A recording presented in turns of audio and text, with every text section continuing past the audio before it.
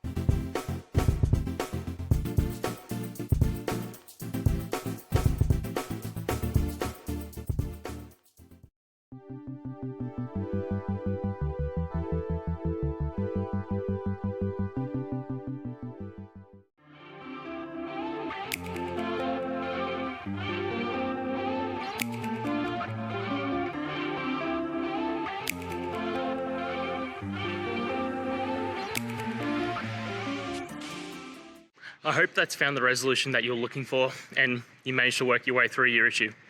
Please, if it did help, hit subscribe. I'd really appreciate it. And until the next technical time you need help, have a good one.